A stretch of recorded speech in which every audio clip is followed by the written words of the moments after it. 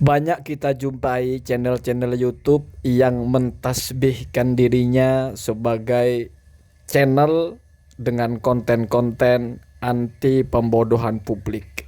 Mereka menyerang channel-channel yang lain yang dianggapnya melakukan pembodohan tersebut.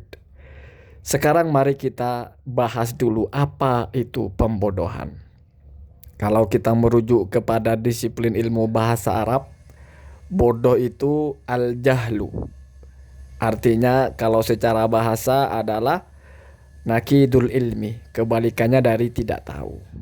Atau kalau secara istilah adalah ada dua macam. Yang pertama adamul ilmi bisyai'i aslan, tidak tahu menau tentang sesuatu, tidak tahu sama sekali. Dan ini disebut dengan bodoh paling dasar atau bodoh basit, al-jahlul basit.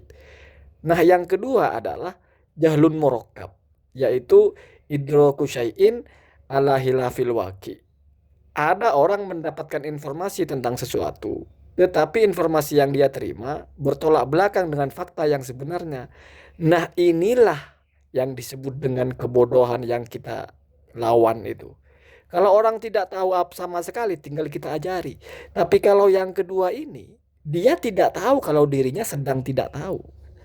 La yadri annahu la yadri. Jadi bodohnya dua, murakkab.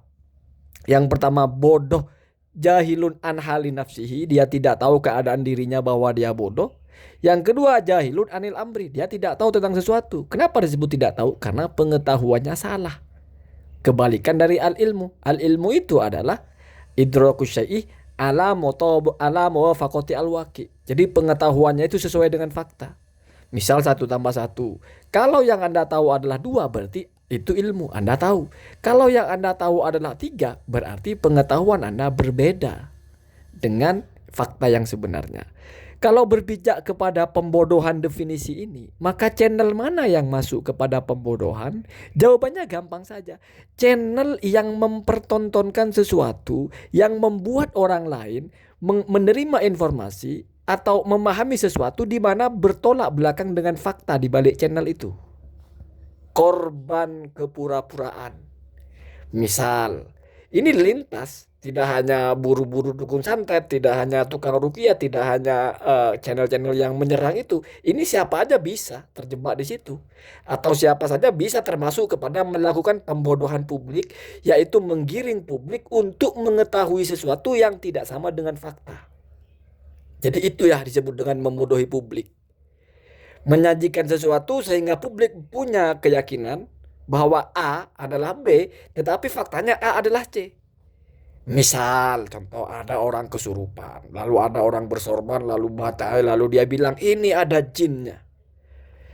Orang akan percaya itu ada jinnya. Di kepala orang akan tertanam informasi bahwa ada jin dalam orang itu. Kalau faktanya tidak ada jin di situ, berarti ini sudah mengakibatkan orang menjadi bodoh. Kenapa orang menjadi bodoh? Karena orang mengetahui sesuatu yang tidak faktual. Artinya ada informasi yang tidak faktual. Di informasi di benak orang di situ ada jinnya, padahal aslinya tidak ada. Al-waqi'nya tidak ada jin, tetapi idrok di kepala orang itu ada jinnya. Nah, itulah namanya pembodohan publik. Termasuk juga misalnya orang bukan dukun santet tapi diserang seolah-olah dukun santet sampai orang-orang percaya kalau itu dukun santet beneran, maka kepercayaan, pengetahuan atau informasi yang tertanam di benak orang di mana menyatakan itu dukun santet padahal al-waqi'nya faktanya bukan dukun santet tapi hanya dagelan saja, hanya rekayasa saja, maka itulah namanya orang bodoh. Atau orang menjadi bodoh karena tontonan itu. Orang menjadi mendapatkan informasi yang terbalik tentang hal itu. Orang cuma aktor aja dikiranya tukang santet beneran. Begitu juga orang yang menyerangnya itu. Baca ini, baca itu seolah-olah bertarung beneran sampai belepotan lumpur, sampai berdarah-darah. Orang berpikir itu beneran. Kalau ternyata itu adegan saja, maka itulah namanya membodohi publik atau itulah konten pembodohan publik. Simple. Simple sekali. Sekarang apakah orang-orang yang menyerang konten itu juga bisa melakukan pembodohan publik? Bisa, sangat bisa. Ketika isi dari channelnya tidak sesuai dengan fakta. Misalnya mengklaim saya begini, saya begitu, sampai orang percaya. Sampai ada subscriber atau viewer itu percaya dengan apa yang dia sampaikan, padahal itu tidak faktual, itu juga pembodohan publik. Misalnya kita mengatakan A melakukan ini dengan B, B didukung oleh C, C A terus. Sampai banyak yang percaya. Padahal apa yang disampaikan itu tidak sesuai dengan fakta atau yukhalifu al-waqi. Di mana hal yang yukhalifu al-waqi ini, yang tidak sesuai fakta ini diterima dan dipercaya oleh orang-orang, maka itu sama saja membodohi publik. Sama, siapa saja. Siapa saja bisa membodohi publik dan siapa saja mungkin melakukan pembodohan publik. Maka tolak ukurnya ini tidak terikat kepada satu jenis channel tertentu atau satu jenis konten tertentu. Tidak, semua konten termasuk prank. Misal prank baca sholawat di depan cewek. Kita mengasumsikan bahwa itu real, tidak ada rekayasa. Padahal aslinya rekayasa. Itu juga pembodohan publik. Kenapa pembodohan publik? Karena publik menjadi bodoh. Apa itu menjadi bodoh? Menjadi yudriku syai'an yukhalifu al-waqi. Menjadi menangkap sesuatu yang tidak faktual. Karena kita lihat seolah-olah serius, seolah-olah memeknya beneran, apalagi dijuduli prank. Prank ini kan sesuatu yang natural sejatinya. Jadi kita menjadi menerima informasi bahwa itu real. Ternyata tidak real. Tidak real maksudnya ternyata itu sudah ada perjanjian sebelumnya. Sudah ada skenarionya. Nah, inilah yang disebut dengan pembodohan publik. Tetapi likulli syai'in miqdarun, dalam segala hal itu ada kadarnya. Mungkin kalau sebatas prank, pembodohan publiknya di situ tidak terlalu fatal. Kita hanya salah sangka.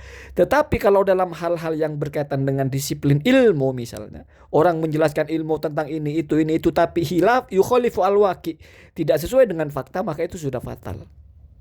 Sudah dolun mudillun. Dia sendiri tersesat, menyesatkan pula. Begitu juga tentang ruqyah misalnya.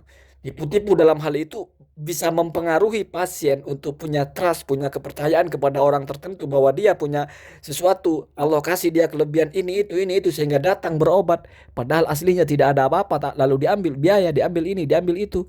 Itu sudah berbeda konsepnya. Jadi mikdarnya atau kadarnya sudah berbeda.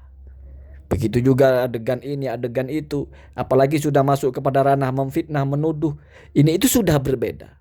Memang sama-sama pembodohan publik, tetapi tidak sama dengan sebatas prank orang nyanyi-nyanyi di depan perempuan. Nah, itu persoalan sepele lah. Mau dia asli mau tidak, apa juga relevansinya, apa juga urgensinya. Sebatas konten saja. Tapi kalau sudah berlabel dakwah, berlabel ruqyah, berlabel memberantas pembodohan publik, artinya sesuatu yang sudah punya genre hal yang positif, hal yang bermanfaat. Kalau dianalogikan dengan makanan, ini sudah sesuatu yang bervitamin. Kalau ternyata di situ dicemari oleh racun di dalamnya, wal iyadzubillah, semua akan menjadi persoalan. Semua akan menjadi persoalan. Jadi mari kita jangan terlalu bersandar kepada siapa yang melawan pembodohan, tapi kita harus benar-benar berpikir dengan jernih. Yang mana yang pembodohan? Tidak semua yang melawan pembodohan tidak melakukan pembodohan. Tidak semua yang dilawan oleh orang yang melawan pembodohan itu adalah pelaku pembodohan. Tidak ada mutlak di situ. Semua mesti punya catatan-catatan tersendiri. Semua konten berpotensi ada pembodohan di dalamnya. Salam cerdas, salam berpikir waras, hentikan caci maki kepada siapapun atas nama apapun, karena tetap ada cara yang lebih baik.